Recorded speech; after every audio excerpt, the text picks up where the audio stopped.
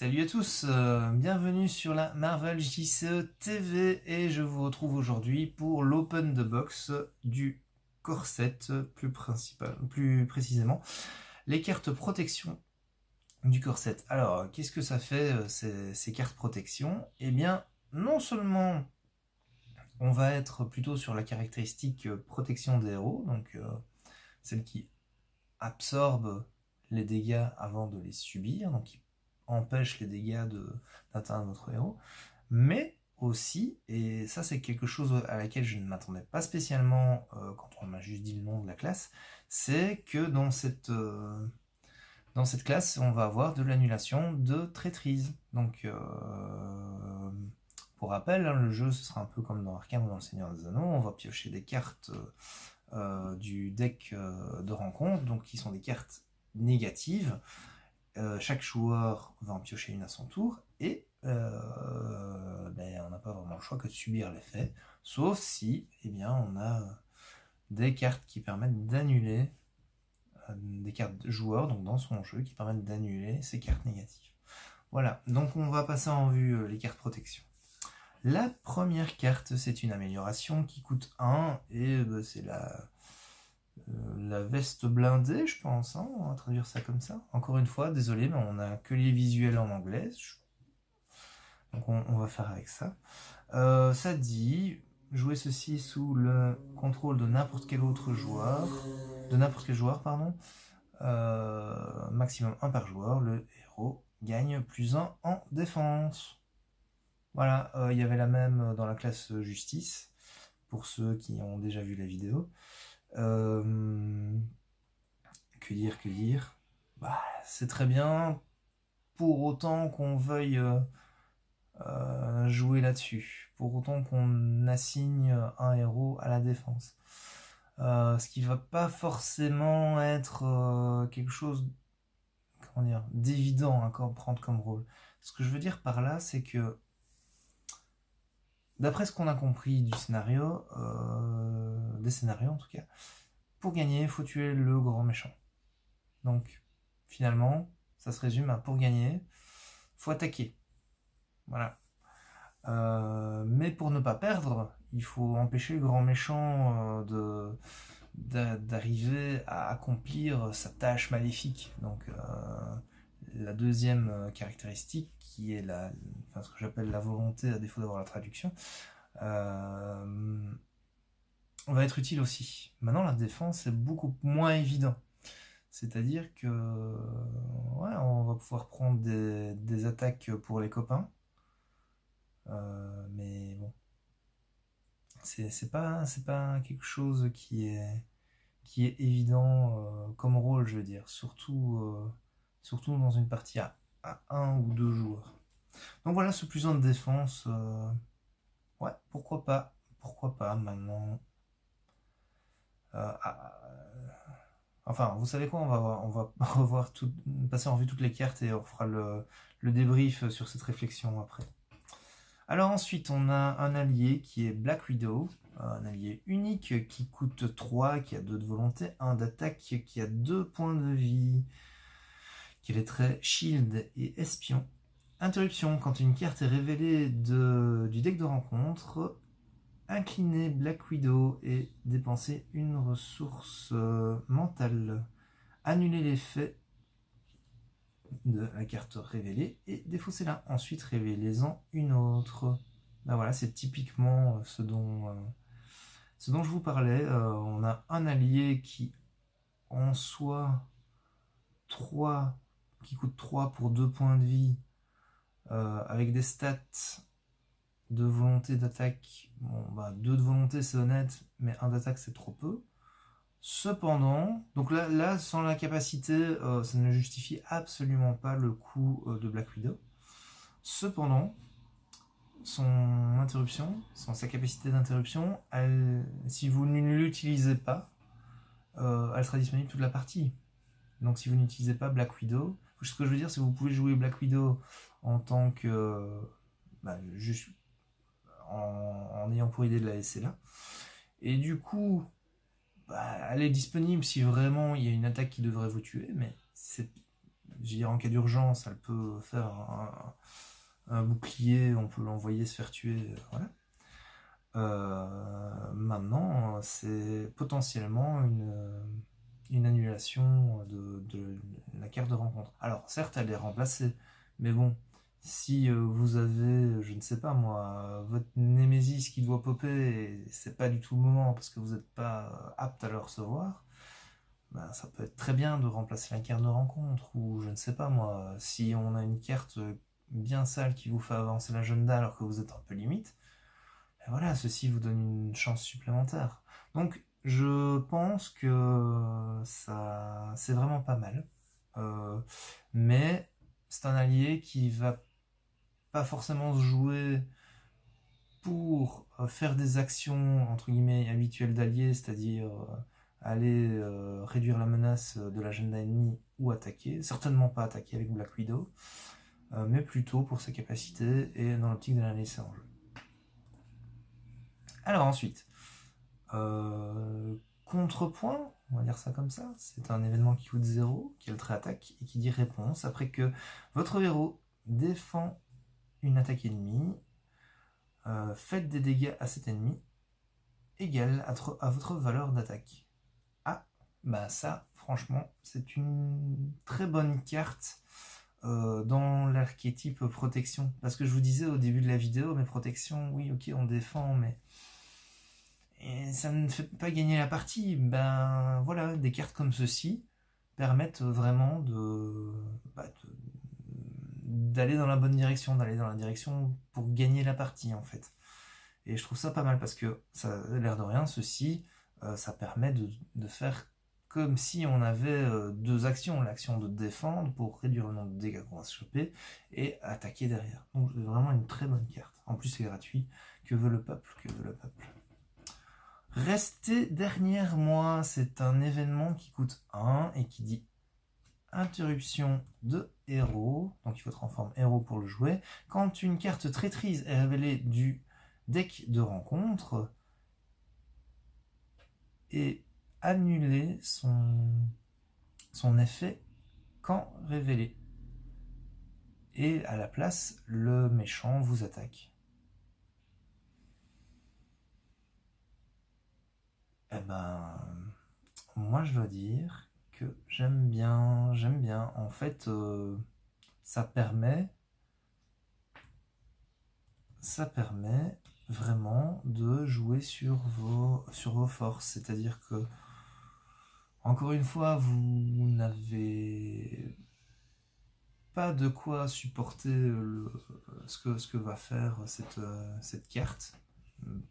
Par exemple, il y a que votre Némésis vous engage, et il y en a des sales, des Némésis. Il y en a vraiment des très très sales. Il y a des Némésis à plein de points de vie, donc qui vont prendre du temps à dégager. Donc, limite, mieux vaut se faire taper une deuxième fois par le grand vilain que de faire popper votre Némésis.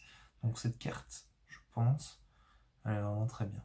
Voilà. Et puis, évidemment, il y a le cas classique, vous êtes un peu limite en menace, et cette carte vous permet de ne pas prendre les 2 ou 3 jetons de menace qui vous feraient perdre la partie, mais vous prenez le dégât à la place. Donc, ça semble en fait être plutôt polyvalent. Enfin, polyvalent.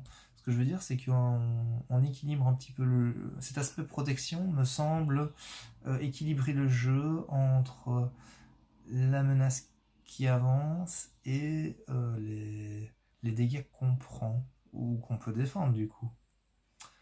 Donc, carte suivante. Alors, je ne suis pas sûr de la traduction. C'est une amélioration qui coûte 1. Add Indomitable. Indomptable. On va dire indomptable. Ça dit réponse après que votre héros défend, défaussez indomptable et redressez-le. Encore une fois, c'est la deuxième fois qu'on a ça, on a de l'avantage d'action. Donc ça permet que votre héros, finalement, en plus de défendre, puisse faire autre chose. Donc c'est très bien. Par contre, je suis en train de réfléchir. Il faudrait voir exactement la séquence de jeu. Parce que je ne suis pas sûr de quand le héros se redresse. Enfin, je veux dire, quand le héros subit... Je pense que le tour du héros se joue, que éventuellement il doit s'incliner pour attaquer ou...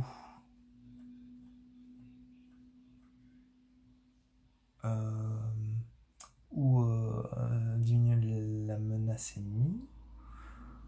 Par contre, il faut voir exactement quand le héros se redresse.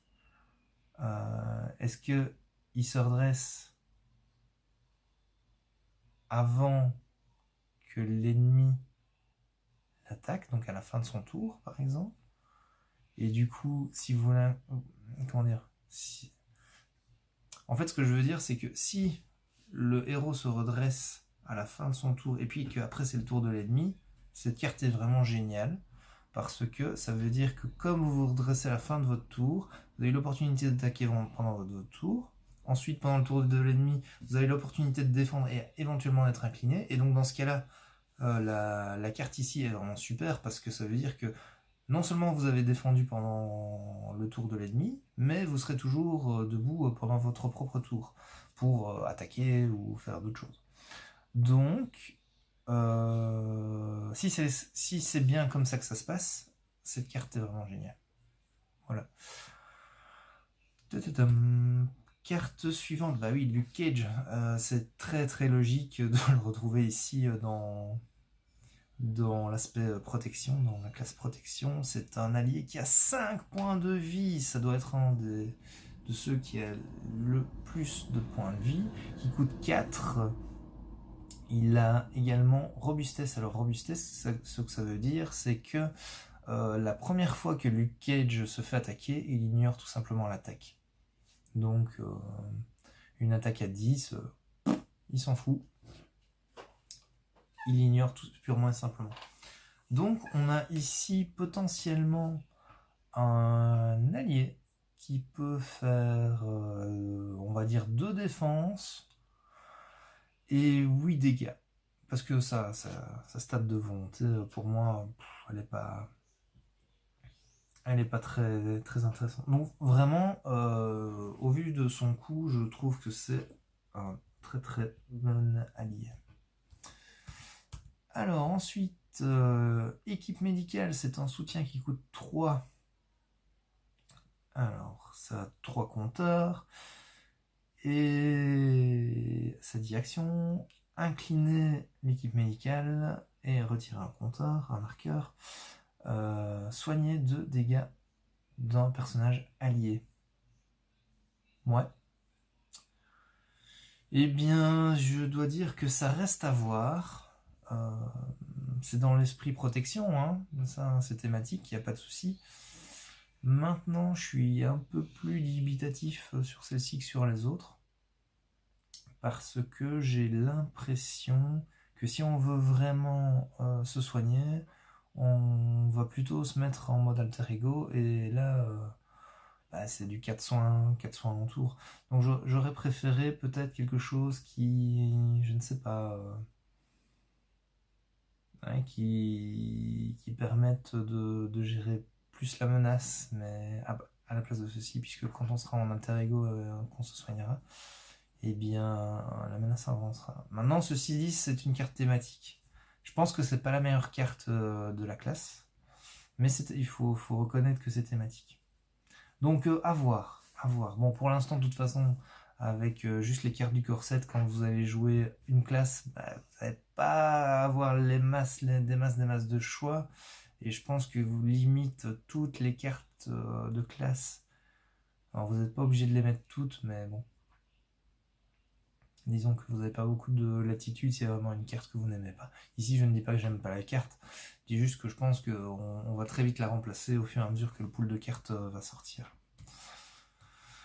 Voilà, et nous arrivons déjà à la dernière carte. Eh bien, ça, c'est la même que pour l'aspect justice, hein, la classe justice, le pouvoir de la protection, maximum 2 par deck, avec une icône libre, et ça dit doubler le nombre de ressources générées par cette carte si vous payez pour des cartes protection. Voilà, une excellente carte, et comme je le disais dans la review des cartes justice, je pense que on va être très longtemps avec ces cartes dans les decks avant de pouvoir la remplacer. Voilà. Note intéressante, maximum 2 par deck. Normalement, toutes les cartes c'est 3, sauf si c'est spécifié autrement. Voilà. Donc je passe un petit peu en revue ce qu'on a vu. J'aime bien. J'aime bien cette classe.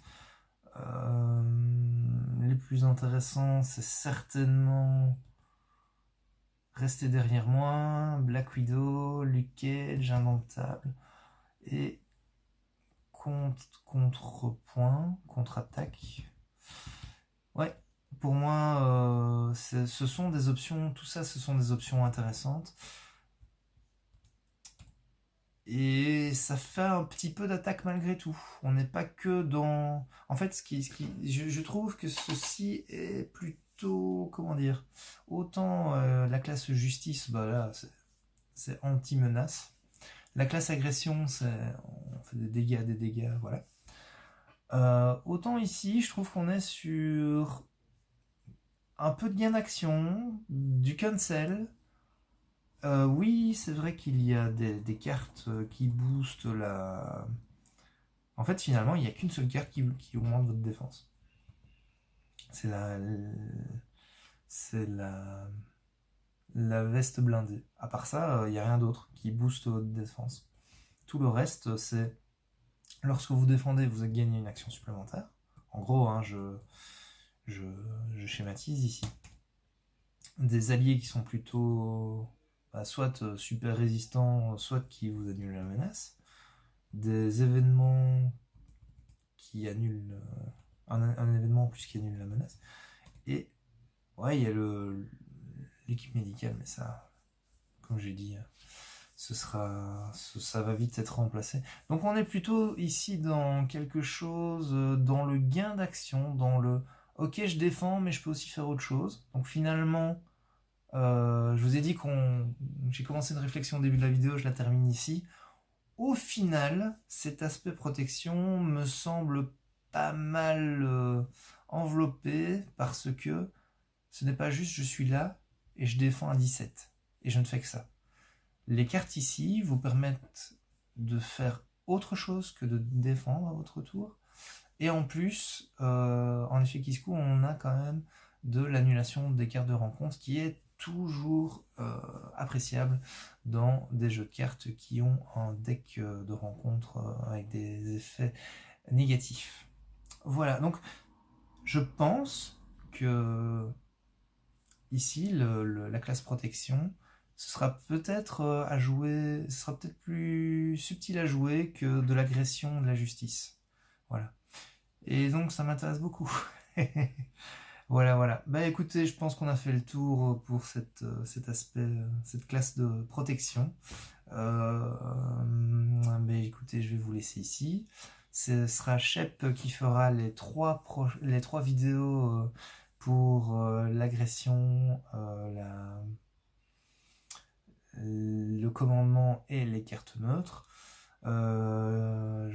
Si vous avez aimé cette vidéo, n'hésitez pas à mettre les petits pouces en l'air, à vous abonner si ce n'est pas déjà fait. Et puis bien, je vous dis à très bientôt. Salut!